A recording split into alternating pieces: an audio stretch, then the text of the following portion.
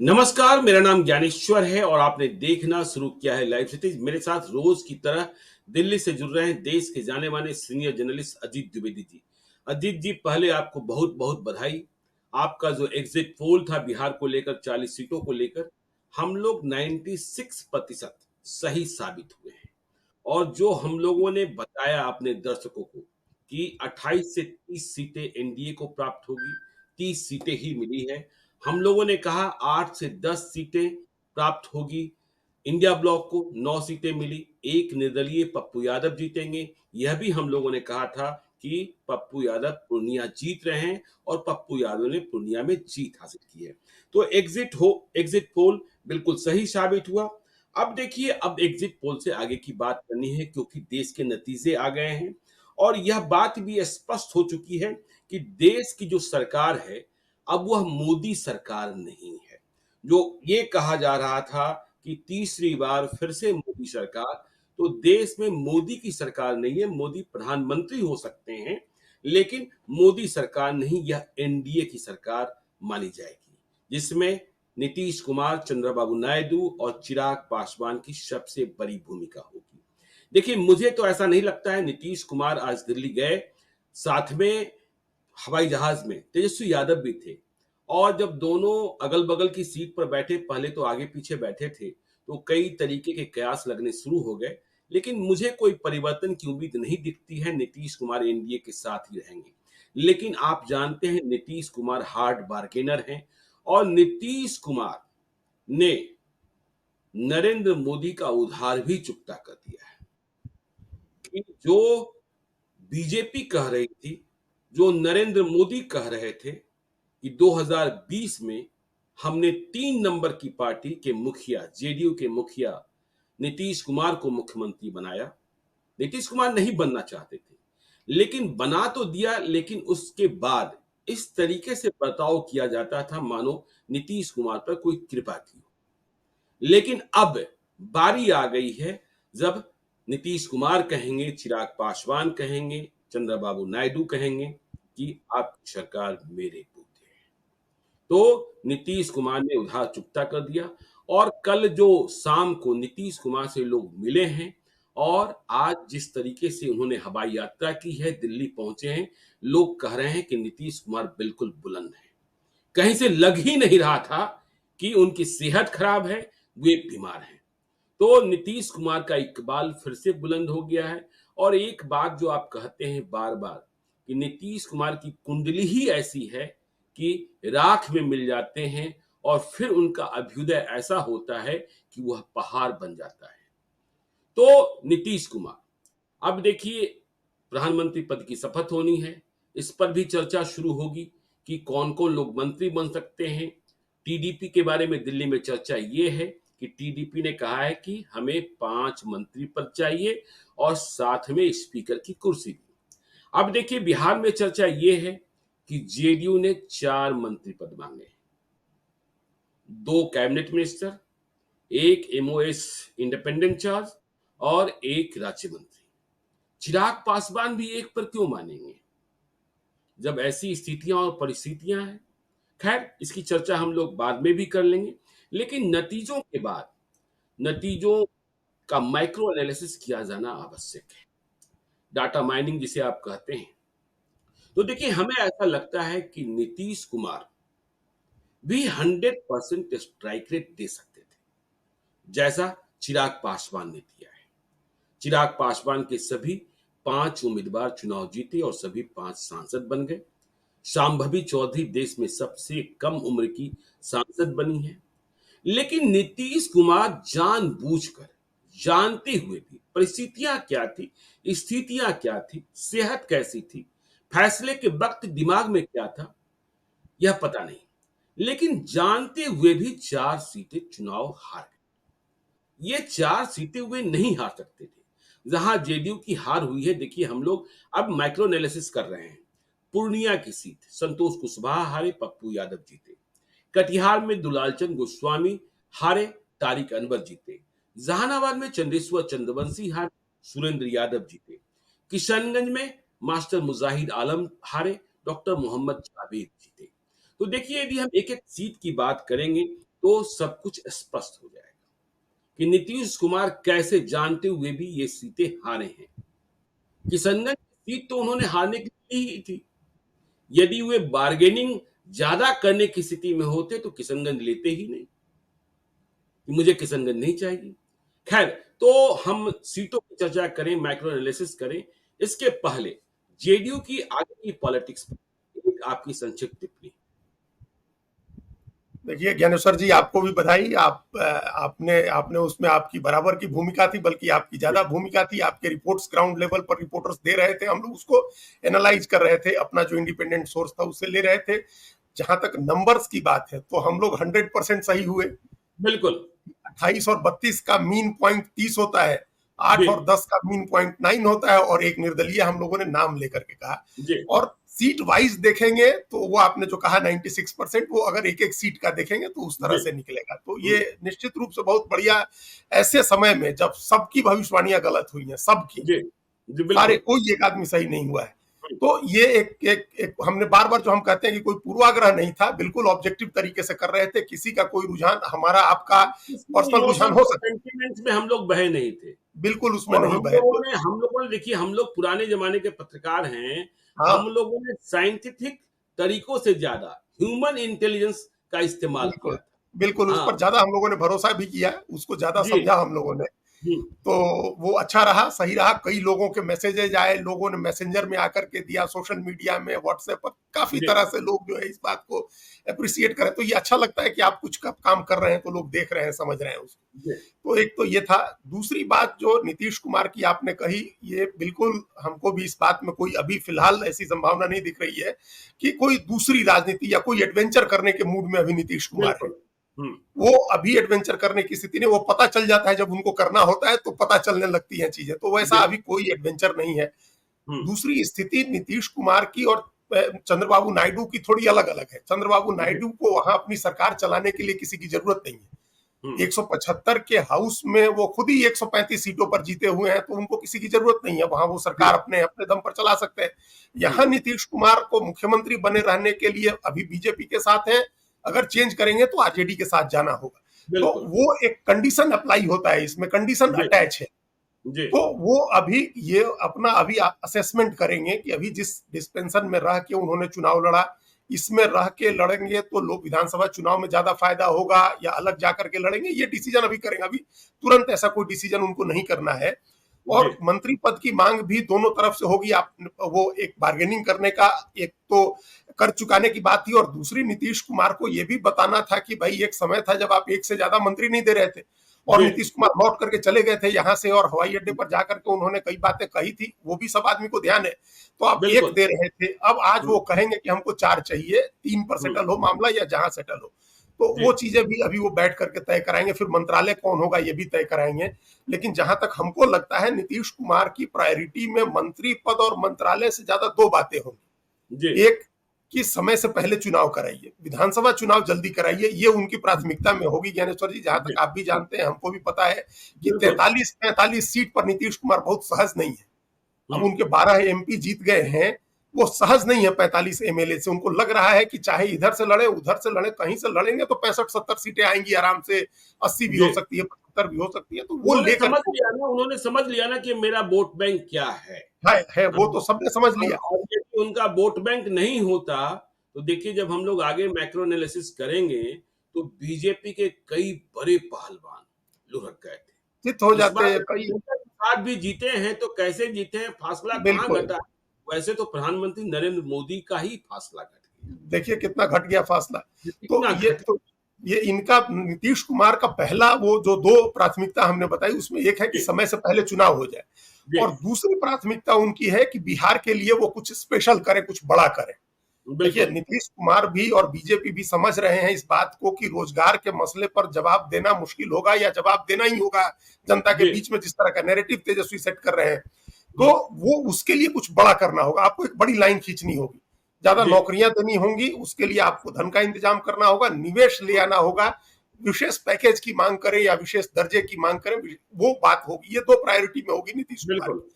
तो ये चीजें दोनों तय होंगी। अभी नई सरकार बनने में वो बहुत जल्दबाजी नहीं करेंगे कि कुछ मांग करें ऐसी, और ऐसा लगे कि आप जो है एक मुश्किल में है नरेंद्र मोदी, तो आप जी, उनसे कोई अपना बदला साधने के ऐसा नहीं करेंगे, लेकिन वो अपनी बात रखेंगे और उस हिसाब से वो डिसाइड करेंगे।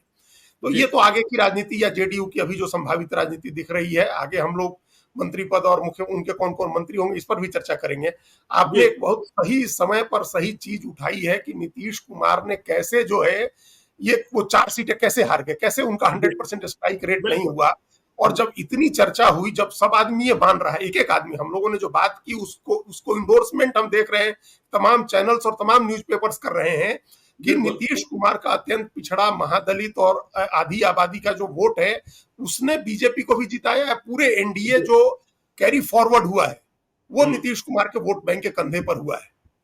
देखिए, अगल बगल का आप स्टेट उठाकर देखिए क्या स्थिति रही है, बगल में झारखंड में क्या स्थिति हुई बीजेपी जी, की। जी, 5 सीटें बिल्कुल। हार गए, आप राउट हो गया, मतलब 3 सीटें आप आदिवासी आरक्षित 5 सीटें हार गए।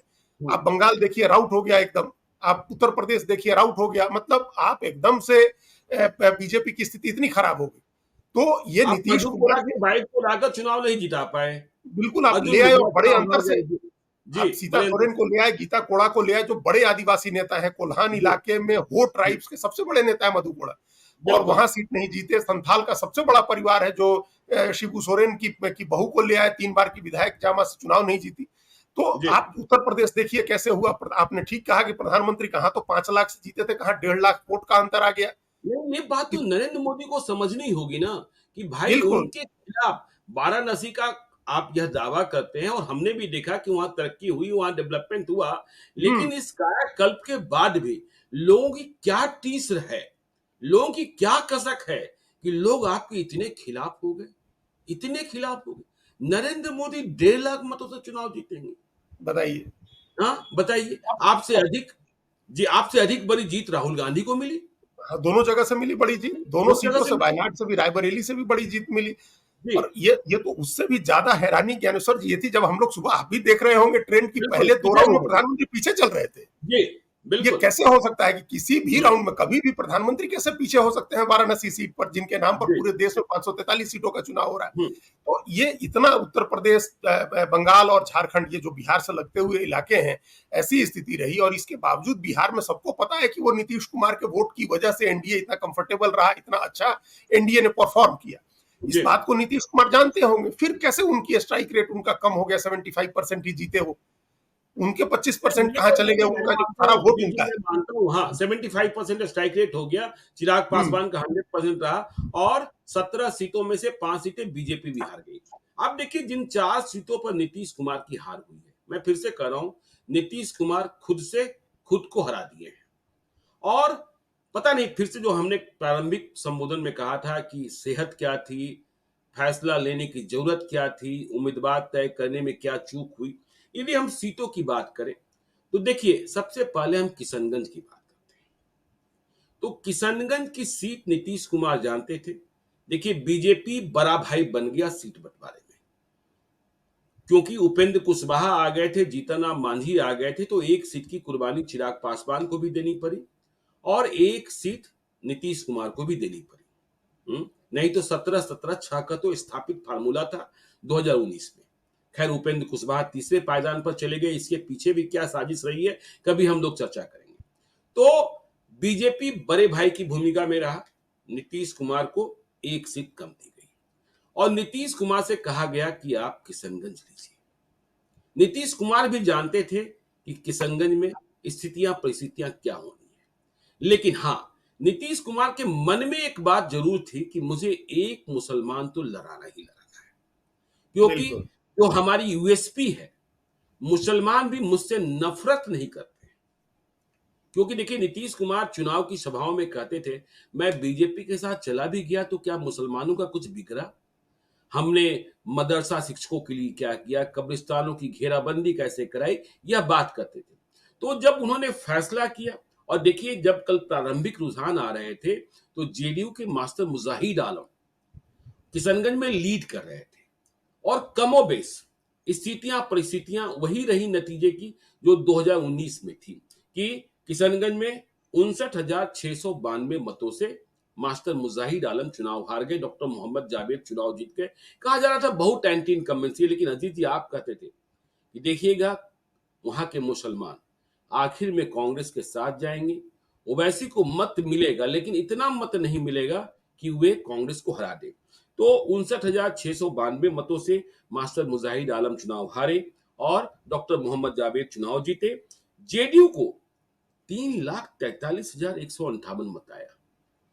यह मत सिर्फ हिंदुओं का नहीं है, इसमें मुसलमानों का भी मत है। और ओवैसी की पार्टी के उम्मीदवार अख्तरुल ईमान को 3,09,264 मत आए। तो शायद मेरी राय से आप सहमत होंगे कि किशनगंज की सीट नीतीश कुमार ने यह जानते हुए ली थी कि मुझे हारना है। देखिए, वो एक-एक सीट पर किशनगंज की बात शुरू करें, उसके पहले एक ओवरऑल हमको लगता है कि जो बिल्कुल। हारने का कारण रहा, वो जी। इसमें ये बीजेपी, चूँकि एनडीए में है, उस पर बीजेपी पर हम लोग अलग से चर्चा करेंगे। जी। लेकिन एक बात कहने में हमको कोई हिचक नहीं है ज्ञानेश्वर जी, कि दोनों बिल्कुल। के सीट बँटवारे में इम्बैलेंस हो गया, जी। असंतुलन था। एक जो हम्म। संतुलन होना चाहिए था, कास्ट का, कम्युनिटी का जो संतुलन होना चाहिए था, जो इक्वेशन हम्म। बैठना चाहिए था, वो संतुलन नहीं था। एक तरफ नीतीश कुमार इस बात पर अड़े थे कि हम मैक्सिमम टिकट अति पिछड़ों को ही देंगे या पिछड़ों को ही देंगे। वहीं हम्म। बीजेपी का था कि हम फॉरवर्ड्स को देंगे। तो महिला अब को ये दिया ही तो नहीं बीजेपी ने। दिया ही महिला नहीं, को एक दिया, भी महिला को नहीं दिया, एक भी महिला महिला को को नहीं टिकट दिया। नहीं दिया, और 17 में से 10 टिकटें बीजेपी ने फॉरवर्ड को दी। और जी। इधर नीतीश कुमार का था कि हम अति पिछड़ा ही लड़ाएंगे, चाहे जी। जहां से सीट लड़ानी हो हम अति पिछड़ा लड़ाएंगे, पिछड़ा लड़ाएंगे, तो कुशवाहा लड़ाएंगे। तो ये जो इम्बैलेंस हुआ, जो हम्म। समझ पता नहीं किस समझ में किया, ये लोगों को ठीक नहीं लगा। देखिए, जी। आप उसका उनका देखिए, चिराग पासवान का 5 टिकटों में कितना अच्छा संतुलन हुआ, कि एक बिल्कुल। वैश्य समाज का हो गया, मतलब पिछड़ा हो गया, एक अगड़ी जाति का हो गया, दलित में जी। भी एक दो अगर पासवान हुए तो एक दूसरा गैर पासवान दलित हो गया। बिल्कुल। तो ये समीकरण हुआ, और उसमें इस कास्ट का एक जो फैमिली बैकग्राउंड देखिए, संभवी चौधरी का तो फॉरवर्ड और गैर बिल्कुल। पासवान दलित दोनों हो गया। तो इस तरह का बैलेंस बनाने की जरूरत, अब वो जानबूझ करके बना या अनजाने में बना, लेकिन एक बैलेंस बन गया कि जी। फॉरवर्ड भी आए, साथ में आपके आपके आपका पासवान जो है वो भी आए, पिछड़ा भी आए, सब आए। ये इम्बैलेंस हो गया नीतीश कुमार के टिकट बंटवारे में। आप देखिए 16 उठा करके कितना असंतुलन है उनके जी। उसमें। उन्होंने जरूरी नहीं समझा कि हम ये संतुलन बनाए। जी। तो ये एक कमी रह गई थी, एक ओवरऑल में कमी रह गई थी। हम्म। किशनगंज की दोनों बातें सही है आपकी। एक तो दबाव में थे नीतीश कुमार, जी। अगर वो किशनगंज नहीं लेते तो सिर्फ 15 सीट लड़ते, हाँ, पहले तो लोग कह ही नहीं रहे थे ना कि कि 15 भी 16 हाँ, सीटें मिलेंगी। यह भी हम ही लोगों ने कहा था कि बिल्कुल 16 बिल्कुल, सीटों पर ही नीतीश कुमार लड़ेंगे। बाकी हाँ, कह रहे थे 12, 12 14, सीट, 13। बिल्कुल हाँ, बीजेपी इस तरीके से झुका रही है, झुका बीजेपी इस रही है, तरीके हाँ। से दबा रही है। लेकिन हम लोगों ने कहा था 16 सीटों से 16 केवल 1 सीट। जी, बिल्कुल, तो बिल्कुल। वो 16 सीट लिए, तो वो जी। 16वीं सीट किशनगंज ही होनी थी। अगर वो किशनगंज नहीं लेते तो उनको 15 ही लड़ना होता, जी, क्योंकि बिल्कुल। उसके अलावा कोई सीट उनको नहीं मिलती। तो उन्होंने ये जी। होशियारी की कि बेशक हार जाएंगे, हुँ।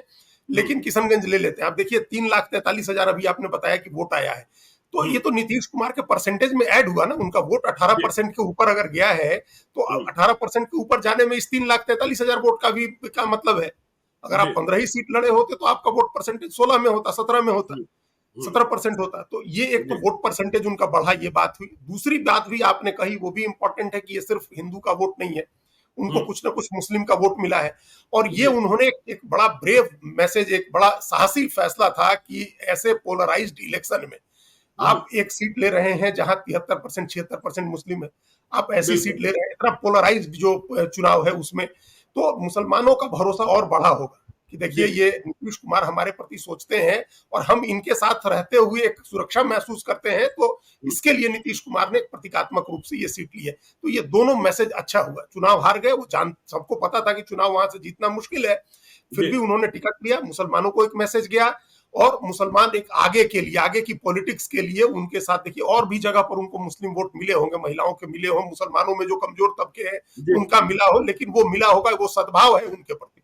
हुँ। जिस तरह बीजेपी को हरवाने का एक होस्टाइल वो टेंडेंसी होती है मुसलमान में, वो नीतीश कुमार को लेकर नहीं होती है कि इनको नहीं, वो हरवाना तो है। देखिए शिवहर में लवली आनंद की जो जीत हुई है 29,000 मतों से, उनमें चाहे देखिए कुछ हजार ही होंगे। ठीक लेकिन बात है। संतोष सिंह टाइम्स ऑफ स्वराज के एडिटर हैं, वे गए थे चुनाव के दिन। उन्होंने कहा कि हमने देखा, हमने बातचीत में पाया कि मुसलमान महिलाएं तीर को वोट दे रही हैं। तो तीर को वोट देने में मुसलमानों को कोई गुरेज परहेज वो नहीं एक था। सद्भाव तो है, जी, हॉस्टिलिटी तो नहीं है कि हम जहां जी, जेडीयू होगा वहां 100% लाइन में लग के और उसको हरवाने के लिए वोट करेंगे, हॉस्टिलिटी नहीं है। तो एक तो बिल्कुल। ये फायदा हुआ और दूसरा उनके वोट परसेंटेज में फायदा हो गया, जो बढ़ गया वोट परसेंटेज उनका थोड़ा। तो ये उनको एक हारते हुए वो सीट लिए, लेकिन उसका भी उन्होंने इस्तेमाल किया है पॉलिटिकली, ये उनके फायदे के लिए ही फायदे में रहा ये उनका।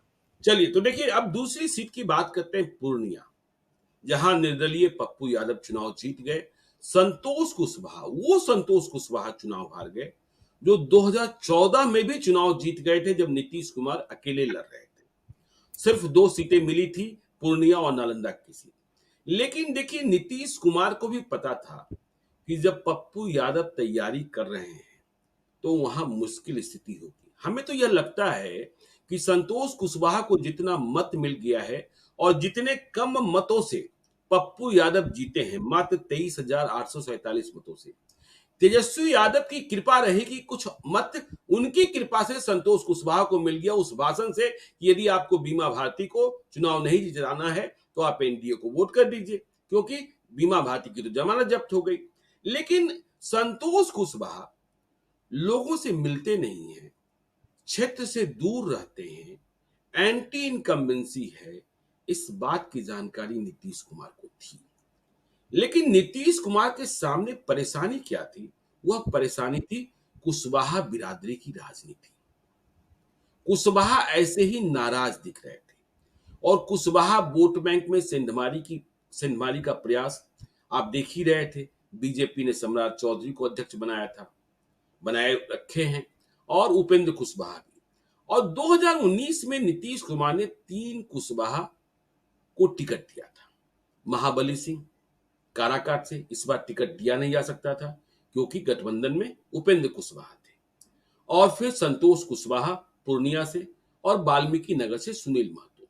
तो नीतीश कुमार के समक्ष यह संकट पैदा हो गया कि महाबली सिंह का टिकट भी कट गया, संतोष कुशवाहा का भी टिकट काट दें, हम किसी दूसरे को दे दें, तो फिर कुशवाहा बिरादरी में एक असंतोष की भावना, क्योंकि एमएलसी के चुनाव के वक्त जिस तरीके से राजवर्धन झा आजाद का मनोनयन हुआ, फिर 2 सीटों की बारी आई तो नीतीश कुमार स्वयं गए, उन्हें जाना ही था। फिर एक अल्पसंख्यक बिरादरी, उस समय भी कुशवाहा बिरादरी में असंतोष पैदा हुआ था। तो सब कुछ जानते हुए कि हाँ, संतोष कुशवाहा के खिलाफ गुस्सा है, लोग वहां उन्हें वोट देने को तैयार नहीं है, फिर भी नीतीश ने यह हार कबूल कर ली। देखिए, अब इसके 2-3 कारण समझ में आते हैं। जी, एक तो जी, पहला कारण होता है कि जब जब आपको कुछ बहुत चीजें समझ में नहीं आ रही हो, तो फिर बिल्कुल। आदमी यथास्थिति की तरफ जाता है कि इसको जैसा है वैसा ही रहने देते हैं। जी, एक ये खतरा हमेशा दिखाई देता है कि अगर टिकट काट दी तो जिसको देंगे वो कितना असरदार होगा, लेकिन जिसकी काटेंगे टिकट वो कितना नुकसान कर सकता है। तो बिल्कुल। उस वैसी स्थिति में बड़ी नजदीकी मुकाबले का तो अंदाजा था पहले से कि जी, दूसरी तरफ भी बहुत मजबूत गठबंधन है। तो उसमें सबसे सेफ बेट ये लगा, सबसे सुरक्षित दाव ये लगा कि जो है उसको रहने देते हैं। जी, दूसरे उनके दिमाग में एक ये बात चल रही थी कि जब 2014 में ट्रायंगुलर फाइट में जीत गए थे संतोष संतोष कुशवाहा। कुशवाहा, तो जी, अभी कैसे हारेंगे, एक ये बात जी, थी। और जो सबसे इंपॉर्टेंट बात जो हमको समझ में आ रही है वो ये, उनको लग रहा था कि सीधा मुकाबला पप्पू यादव से होगा, क्योंकि जी, उस समय तक चीजें तय नहीं हुई थी। उस समय तक पप्पू यादव कांग्रेस की तरफ जा रहे थे और लग रहा था कि बिल्कुल। अलायंस की तरफ से पप्पू यादव लड़ेंगे। तो जी, ये था कि आमने सामने पप्पू यादव वर्सेस संतोष कुशवाहा का मुकाबला होगा। उसमें संतोष कुशवाहा अपना कुशवाहा वोट और जेडीयू का अति पिछड़ा वगैरह का वोट और फिर बीजेपी का जो फॉरवर्ड का वोट है वो सारा वोट आ जाएगा, तो फिर जी, संतोष कुशवाहा जीत जाएंगे, और ये सोचना ठीक भी था। लेकिन बाद में जो स्थितियां बदली उस पर किसी का जोर नहीं था ज्ञानेश्वर जी। देखिए, जोर इस पर किसी का नहीं था। किसने सोचा था कि पप्पू यादव के साथ ऐसा खेल होने लगेगा कि टिकट नहीं देनी है, आप टिकट काटिए। जी, तेजस्वी यादव और लालू यादव दोनों इस बात पर अड़ गए कांग्रेस के सामने, उन लोगों ने वीटो कर दिया कि आप टिकट मत दीजिए पप्पू यादव। बिल्कुल। तो जब ये सारा ड्रामा हुआ तो उस ड्रामे में एडिशनल 5-10% वोट पप्पू यादव के साथ जुड़ गया, क्योंकि जी, वहां वो अंडरडॉग हो गए। लगने लगा हुँ, कि भाई देश बिहार का सबसे बड़ा जो पॉलिटिकल फैमिली है वो बर्बाद करने पर तुली हुई है पप्पू यादव को। हुँ, तो उनके साथ लोग आकर को विक्टिम हो गए, लोग आके खड़े हो गए, जुड़ गए। तो ये जी, फैक्टर उस समय किसी ने एंटिसिपेट नहीं किया था। जब नीतीश कुमार टिकट दे रहे थे तब उनको लग रहा था कि सीधी लड़ाई होगी और नॉर्मल चुनाव है, तो एक वो हो गया। दूसरा एक दिक्कत नीतीश कुमार के साथ क्या है, और ये आप देखिए हर जगह दिखाई देगी, क्योंकि अभी तक तो उनके नाम का प्रताप है, पुण्यता है, उस पर सारी चीजें जीत रहे हैं लोग, लेकिन बिल्कुल। संगठन कहाँ है नीतीश कुमार का, कहाँ हुँ, ऑर्गेनाइजेशन होता है, और कहाँ नया जी, चेहरा वो खड़ा करते हैं। हुँ, कोई नया लीडरशिप, अब किसी से पूछिए कि नंबर 2 नेता वहां पूर्णिया में या उस सीमांचल के इलाके में कौन कौन है जेडीयू का नेता, तो किसी को पता ही नहीं होता है। बहुत जी, लोकल लेवल पर कुछ लोग जान रहे होंगे कि फला जी जिला अध्यक्ष हैं और फला जी हुँ, प्रखंड अध्यक्ष हैं, लेकिन कोई ऐसा नेता, संगठन में काम करने वाला तेज तरार चेहरा नीतीश कुमार के पास होता नहीं है। वो हुँ, मिट्टी का माधव बिठा देते हैं बना करके चेहरा एमपी का, और उसी को लोग वोट देता रहता है। दूसरा मिट्टी जी, का माधव भी तैयार नहीं किया है उन्होंने, तो किसको बिल्कुल, दे दें? तो नया ले आए, क्या जोखिम होगा, तो ये सोच करके एंटी इनकम्बेंसी का पता होते हुए भी वो कहां से ले आ लेते नया चेहरा। कोई जी, ऐसा तेज तरार चेहरा तो उनके पास था नहीं, वहां खड़ा ही नहीं जी, किया है जी, उन्होंने। तो जी, ये कमजोरी है उनको। ये 4 सीटें हारने के बाद अब पता नहीं इस पर ध्यान देंगे कि नहीं देंगे। बाकी लोगों के चेहरे पर आगे असेंबली का भी इलेक्शन है, इसी तरह के मिट्टी के माधव वो इलेक्शन में भी, असेंबली में भी लड़वाते हैं। सब बिल्कुल। लोग जीत जाते हैं उनके नाम पर, ये अलग बात है, लेकिन नेता तो नहीं है कोई कि हाँ, इंडिपेंडेंट दम लेकिन पर। लेकिन एक बात और है पूर्णिया में अजीत जी, कि पूर्णिया ने एक संदेशा पूरे बिहार को दिया, और हाँ, संदेशा ये कि देखिए बीमा भारती जाकर आरजेडी की कैंडिडेट हो गई। तेजस्वी यादव ने क्या सोचा, लालू यादव ने क्या सोचा? बीमा भारती गंगोता, यादव और मुसलमान मत, पप्पू यादव फेंका जाएंगे। तो देखिए तेजस्वी यादव पप्पू यादव को फेंक नहीं पाए, लेकिन अति पिछड़ी जातियों में इतनी गोलबंदी थी कि अति पिछड़ी जातियों को लगा कि बीमा भारती ने हमारे नेता नीतीश कुमार को गच्चा दिया है, उनके सरकार को गिराने की कोशिश की है। परिणाम ये हुआ कि रुपौली में भी जमानत गवा बैठी, अपने ही विधानसभा क्षेत्र में। वहां से संतोष कुशवाहा आगे गए। हाँ? तो हम्म, ये चौंकाने वाली बात थी। तो पूर्णिया में हार के बाद भी यह दिखा कि अति पिछड़ी जातियों के वोटों के मालिक नीतीश कुमार हैं। नीतीश कुमार बिल्कुल है, जी, ये बात एकदम ठीक है। हाँ, ये बात प्रूवन है। हाँ, जी, चलिए तो देखिए अब आगे चलते हैं कटिहार। कटिहार में भी मुझे लगता है कि नीतीश कुमार जानते हुए हार गए। अब क्या परिस्थिति थी? टिकट नहीं बदलना था, अति पिछड़ी जाति की राजनीति थी, क्योंकि 2019 के नतीजे कह रहे थे कि यहाँ लड़ाई बहुत गंभीर है, और हम्म, 2019 से ही इस बात का भी अनुमान लग रहा था कि यहाँ भाजपा भीतरघात करती है, भाजपा सीट छीनने की कोशिश करती है। तो देखिए दुलालचंद गोस्वामी चुनाव हार गए और वहां चुनाव जीत गए तारिक अनवर। फासला रहा 49,863 मतों का। दुलालचंद गोस्वामी जो आप कहते हैं मिट्टी के माधव, अभी आप कह रहे थे कि वैसे ही हैं कि आप यदि दिल्ली के पार्लियामेंट के कॉरिडोर्स में जेडीयू के सांसद चल रहे हो, तो एक दो सांसदों को छोड़ दीजिए, तो आप उन्हें पहचान भी नहीं सकते, कंफ्यूज हो हाँ, जाएंगे कि सांसद हैं भी क्या। हाँ, हर कोई ललन सिंह नहीं है जिन्हें दूर से ही ठीक बात। पहचान लेता है लोग। तो कटिहार में भी यदि नीतीश कुमार ने कुछ प्रयोग किया होता, तो तारिक अनवर चुनाव नहीं जीतते। एकदम ठीक बात कह रहे हैं आप। जरा सा भी उसमें सबको पता था कि वहां जी, इतनी बराबरी की लड़ाई थी। पिछला चुनाव भी तारिक अनवर बहुत कम अंतर से हारे थे, बिल्कुल। तो जी, एकदम नजदीकी लड़ाई थी, और इस बात को नीतीश कुमार जान रहे थे कि बहुत नजदीकी लड़ाई है। जी, इसके बावजूद उन्होंने कोई प्रयोग नहीं किया। हमने कहा ना कि वो जी, एकदम इस भरोसे में रहे। अब आप देखिए कि उस पूरे इलाके को देखिए, पूरा हुँ, सीमांचल और कोसी का इलाका देखिए, किस तरह से टिकट दिया नीतीश कुमार ने। वहां कहीं भी उन्होंने कोई अगला उम्मीदवार, कोई फॉरवर्ड उम्मीदवार, कोई प्रयोग करने का कुछ उन्होंने सोचा ही नहीं। जी, जिसको जहां से आप लड़ा सकते हैं, यादव है, कुशवाहा है, गंगोता है, तो अत्यंत पिछड़ी जाति का है, एकदम से उस तरह से उन्होंने लड़ाया। सिर्फ उस वोट के भरोसे बैठे रहे। और ये बिल्कुल। नोट करने की बात है कि अगड़ी जातियों में भूमिहार जाति का भी वोट तारिक अनवर को मिला है, जो उनकी जीत का जी, कारण बना है। हाँ, तो वहाँ आपने निखिल चौधरी तो नाराज़ थे ही ना, अशोक अग्रवाल, बिल्कुल निखिल बीजेपी चौधरी। के, हाँ, जी, दोनों लोग नाराज थे।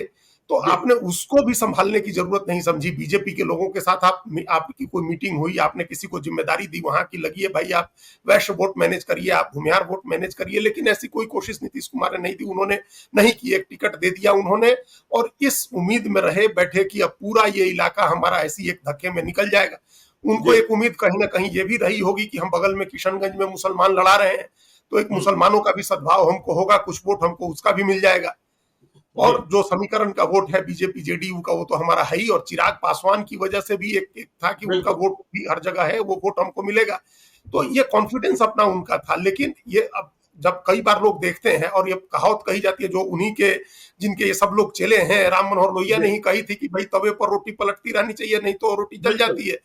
तो बिल्कुल। आपने एक रोटी रख दी और उसके बाद भूल गए कि वो रोटी पड़ी हुई है, आंच धीमी जल रही है, तेज जल रही है, रोटी जल रही है कि नहीं जल रही है, इसका ध्यान ही नहीं रखा आपने। जी, तो ये आप कभी भी नीतीश कुमार अपने एमपी के कामकाज की रिपोर्ट ले रहे हो, इसकी कोई खबर हमने तो कभी नहीं सुनी कि अपने एमपी से नहीं सुनी। कामकाज जी, का बिल्कुल, रिपोर्ट ले रहे हो, बिल्कुल, कि आपने क्या बिल्कुल। काम किया, आपने एमपी फंड का पैसा कहाँ इन्वेस्ट किया, कितना काम कराया आपने, पार्लियामेंट में कहाँ कौन सा सवाल पूछे।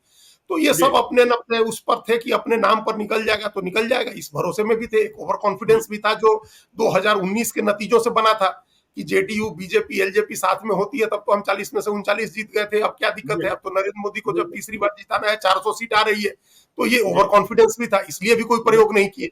अगर हुँ, जरा सा इसमें इस सीट पर प्रयोग कर दिए रहते, सिर्फ कैंडिडेट बदल के उसी समाज का बिठा देते कैंडिडेट, या कोई दूसरा चेहरा लिया रहते, तो वो चुनाव जीत जाता कटिहार में। सिर्फ जी। उनकी वजह से, वो कैंडिडेट नहीं बदलने की वजह से कटिहार में नीतीश कुमार हार गए। तो चलिए देखिए, कैंडिडेट नहीं बदलने के कारण कटिहार हार गए। अब हम चौथी सीट की बात करते हैं, जहानाबाद। देखिए, जहानाबाद के बारे में नीतीश कुमार को पता था, बिल्कुल। और पता नहीं नीतीश कुमार को क्यों नहीं याद रहा कि 2019 में किस तरीके से जीते थे, 1751 मतों से, और तब भी भूमियारों में नाराजगी थी। यहाँ देखिए, लोग सुरेंद्र यादव को चुनाव नहीं जिता रहे थे, यहाँ चंदेश्वर चंद्रवंशी को हरा रहे थे। हरा रहे जब थे। टिकटों हाँ, जब टिकटों का फैसला हो रहा था, तो मुख्यमंत्री को किसी न किसी ने सलाह दी थी कि देखिए, आप टिकट बदल लीजिए। यदि आपको चंदेश्वर चंद्रवंशी को ही टिकट देना है, तो उनको मत दीजिए। उनके एक बेटे ने प्रेम विवाह किया है भूमिहार लड़की से, आप उन्हें टिकट दे दीजिए, लोगों का गुस्सा गायब हो जाएगा। वहां सबसे बड़े टिकट के दावेदार 2019 में इसी शर्त के साथ प्रचार कराया गया था कि जगदीश शर्मा के बेटे राहुल को टिकट दिया जाएगा। तो वहां ऐसी लड़ाई नीतीश कुमार ने क्यों चूक कर दी, और उन्होंने क्यों मान लिया कि जो हम कह देंगे, जो हम थोप देंगे, वह लोग स्वीकार ही लेंगे। जहानाबाद में सुरेंद्र यादव की जीत नहीं है, यह चंदेश्वर चंद्रवंशी को हराने की जिद की जीत है। क्योंकि अरुण कुमार जो बसपा के उम्मीदवार बने, वह इस रूप में प्रतीक बन गए कि नहीं, मुझे जहानाबाद की सीट छुड़ानी है। किससे छुड़ानी है और किसके लिए हासिल करनी है? तो भूमियारों के लिए हासिल करनी है। ठीक इसी तरीके की लड़ाई आशुतोष कुमार लड़ रहे थे। तो और देखिए, जहानाबाद का दूरगामी परिणाम क्या हुआ। दूरगामी परिणाम यह हुआ कि जहानाबाद की सीट यदि आपने भूमियार से छीन ली, तो जहानाबाद और पाटलिपुत्रा बिल्कुल सटा हुआ है। यदि रामकृपाल यादव चुनाव हार गए हैं, तो उसमें विक्रम विधानसभा क्षेत्र की बड़ी भूमिका है, क्योंकि इस बार भूमियार बहुत गर्म थे, और लोगों को यह बात समझ में नहीं आ रही थी कि रामकृपाल यादव पर भूमियार क्यों गर्म है, और इतने गुस्से में क्यों है कि मीसा भारती को वोट देते हैं। तो नीतीश ने प्रयोग किया जहानाबाद में, उसकी सजा पाटलिपुत्र में रामकृपाल यादव को भी मिल गई। तो यह सीट, और देखिए कोशिशें कितनी हुई कि वहां भोला शर्मा को भेजा गया, जगदीश शर्मा ने जाने से मना कर दिया। भोला शर्मा जेनेवा में थे, वापस आए और वहां लगातार कैंप कर दिए किंग महेंद्र के बड़े भाई, किंग महेंद्र के छोटे भाई। अरे आप भोला शर्मा को ही टिकट दे देते, आप 2 लाख मतों से चुनाव जीत जाते। वहां विजय कुमार चौधरी पहुंचे, वहां ललन सिंह पहुंचे, 10 दिनों तक अशोक चौधरी ने कैंप किया, लेकिन स्थितियां परिस्थितियां हाथ से बाहर बिल्कुल। और सब लोग जान रहे थे कि बिहार में एनडीए को यदि पहली सीट का नुकसान होना है, तो वह सीट जहानाबाद की होगी। और जहानाबाद में आपको पता ही है कि 1,42,591 मतों से, देखिए जो लोग लगे हुए थे कि यह सीट छीन लेनी है, मैं ऐसे कई लोगों को जानता हूं, उन्होंने हमें चुनाव समाप्ति के बाद कहा था कि 75,000 मतों से चुनाव जीतेंगे सुरेंद्र यादव। लेकिन गुस्सा कितना था? 1,42,591। आपने सब कुछ याद कराया कि 2005 के पहले कैसे नरसंहार होते थे, लेकिन यहां जातीय अस्मिता और जातीय संरक्षा पर बात आकर टिक गई थी। और जहानाबाद की बुनियाद तो कहते ही हैं कि हम तो ताऊ वाले हैं। देखिए, ये बात तो पहले से हम लोग चर्चा कर रहे थे, जब जी, टिकट नहीं अनाउंस हुआ था ज्ञानेश्वर जी, तब भी हम लोगों ने एक बार चर्चा की थी, और जी, 1751 वोट की वजह से, हारने की वजह से एक सुरेंद्र यादव के प्रति सहानुभूति थी। बिल्कुल। इसकी वजह से भी नीतीश कुमार को कुछ वहां बड़ा डिसीजन करना चाहिए था। जी, लेकिन एक तो पहली बात ये जो उन्होंने ये सोच रखा था कि अब जितना फॉरवर्ड हमको गिन के देना था, एक इनको, एक उनको, एक उनको, तो हमने गिन के दे दिया, अब इससे ज्यादा हम नहीं दे सकते हैं। जी तो ये जो उनकी बात, तो जो उनकी सोच थी, एक अपना ट्रेडिशनल अपनी पॉलिटिक्स में जिस हिसाब से सोचते हैं, एक तो वो सोच दिखी कि हम एक प्रयोग कर दिए। अच्छा, आप याद करिए 19 में भी भूमिहारों को शांत करने के लिए कहा गया था कि अगली बार दे देंगे, हाँ और बिल्कुल। इस बार भी कहा जा रहा था कि अगली बार दे देंगे। तो सब लोग कह रहे थे कि अब अगली बार नीतीश जी देने की स्थिति में होंगे तब तो देंगे, अभी जी अभी बिल्कुल। अब नहीं दिया उन्होंने, अगली बार कौन देखा है कि अगली बार देंगे कि नहीं देंगे। तो हम पिछली बार उनके वादे पर लोगों ने यकीन कर लिया था। देखिए 40,000 जी के करीब ही वोट आया था, कि उससे भी कम 34,000 अरुण कुमार को, और इस बार हम्म, संभवतः 84-85,000 वोट आया अरुण कुमार को। जी तो ये जो वोट गया उनके साथ, वो इस वजह से गया कि आपने पिछला वादा किया था, आपने पूरा नहीं किया।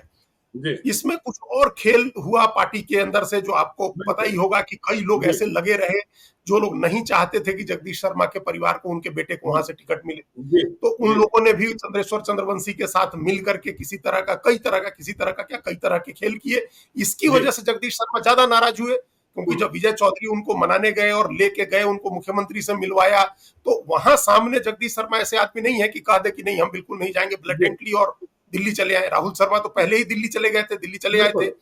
हम्म, और ये परिवार में एक सर्जरी बीमारी का बहाना भी हो गया, और वो होना था। लेकिन ऐसा नहीं था कि आप अगर बड़ा बड़ा काम जहानाबाद में होना था तो नहीं छोड़ सकते थे। तो एक तो जी धोखा हुआ, बिट्रेल हुआ, दो चीजें एक साथ हो गई। एक तो आपने सीट छीन ली पहले, जिसको मानते जी थे कि भाई हमारी कल्चरल राजधानी है, हमारी राजधानी है, भूमिहार इस बात को मानते थे। वहां आपने एक प्रयोग कर दिया। मुजफ्फरपुर पहले छीन चुका है, वैशाली छीन चुका है, जी तो अब था कि जहानाबाद भी आप ले लेंगे, फिर इसके बाद क्या करेंगे, इसके बाद नवादा और बेगूसराय बचा है, वो भी ले लेंगे। हम्म, तो ये जिस तरह की पॉलिटिक्स है, और नंबर्स का जिस तरह से जाति गणना में आंकड़े आए हैं, तो उससे तो डिफेंसिव हुई हैं, कई जातियां डिफेंसिव जी हुई हैं, लगा है कि हम अपने को कैसे बचाएंगे। तो एक बिल्कुल। वो मामला लोगों के दिमाग में था। एक तो ये मामला था कि आपने प्रयोग करने के चक्कर में सीट छीन ली, जी दिया नहीं। दूसरा बिट्रेल हुआ, जब आपने कह दिया जगदीश शर्मा को, और वो चिट्ठी लिखवाई गई और जेल में चिट्ठी भेज करके, और पता नहीं कितने कहानियां हुई उस समय, जी सब जानते हैं। हम्म, तो वो सब करने के बाद भी आपने टिकट नहीं दी, तो एक तो बिट्रेल भी हुआ, धोखा हुआ। जी पहले प्रयोग में आपने किया, फिर उसके बाद धोखा कर दिया कह के कि नहीं जी देंगे। तो इस बार हुआ कि चाहे हार ही जाए जेडीयू, चाहे सुरेंद्र यादव ही जीत जाए, चाहे आप कुछ भी जी नरसंहार की याद दिला दीजिए, कुछ भी हो जाए, लेकिन हम ये सीट जेडीयू को नहीं जीतने देंगे। बिल्कुल। तो ये एक मैसेज हो गया साफ तौर से कि अब उस प्रयोग को छोड़ना होगा। आप आसपास की दूसरी सीट चुन लीजिए, कई सारी जी सीटें हैं जेडीयू के खाते में, एनडीए के खाते में, जहां तक पिछड़ी जातियां लड़ती हैं, ये आप अपने कोर वोट को दीजिए। लेकिन अब उसमें कोई कह नहीं सकता है कि अगली बार क्या होगा, आप दे देंगे तो जीत ही जाएंगे, क्योंकि हम्म, 10 साल अगर अत्यंत पिछड़ी जाति का एमपी रहता है, तो उसके भी अपने तमाम इंटरेस्ट ग्रुप पैदा होते हैं। फिर जी उनकी भी दावेदारी उस सीट पर हो जाएगी कि भाई हमारी हम्म, सीट काट करके आप क्यों भूमिहार को दे रहे हैं।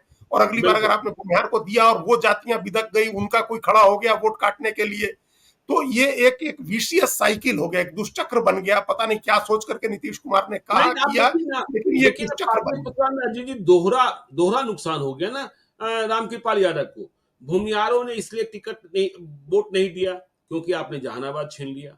चंद्रबंशी इसलिए वोट नहीं दे रहे थे भूमिहार वहां रामकृपाल वोट यादव नहीं दे को, हाँ, क्योंकि वहां भूमिहार वोट नहीं दे रहे थे। रहे। तो यह नीतीश कुमार की तो बिल्कुल समझी हुई गलती थी और यह तय था पहले दिन से कि पता नहीं किन लोगों ने बिल्कुल समझाया बिल्कुल था बिल्कुल बिल्कुल, कि वो जानते थे। लेकिन अब नीतीश कुमार की जिद भी बहुत बहुत बड़ी है, बहुत जी, आइकॉनिक जिद के आदमी है वो भी, और इडन गार्डन साइज का ईगो है उनका भी। अब हमने कह दिया, कोई बिल्कुल, हमको ब्लैकमेल नहीं कर सकता। अब कैसे हमसे कोई कहवा लेगा, जब हम ही कह दिए तो यही होगा। तो हो जी गया, बिल्कुल। फिर सीट जाएगी तो जाएगी, चली गई। चलिए तो हाँ, तो जाएगी। और देखिए अब इस बात की चर्चा होगी कि क्या बिहार में विधानसभा के चुनाव इसी साल हो सकते हैं, क्योंकि नीतीश कुमार यह शर्त रख सकते हैं। नीतीश कुमार ये चाहते नहीं हैं कि हम नंबर 3 की पार्टी रहें, वे नंबर 1 या नंबर 2 बनना चाहते हैं। तो विधानसभा चुनाव की तैयारी करने वाले लोग, विधानसभा चुनाव लड़ने की बात करने वाले लोग, सोचने वाले लोग, लग जाइए क्षेत्र में, समय कम बचा है। कहीं ऐसा ना हो कि झारखंड के साथ ही बिहार भी निपट जाए। तो देखते रहिए लाइव सीरीज को। यदि अब तक आपने हमारे यूट्यूब चैनल लाइव सीरीज को सब्सक्राइब नहीं किया है तो जरूर कर लीजिएगा, और यदि इस वीडियो को फेसबुक पेज के माध्यम से देखो, पेज को लाइक कीजिएगा, ट्विटर पर भी हमें फॉलो कीजिए। धन्यवाद।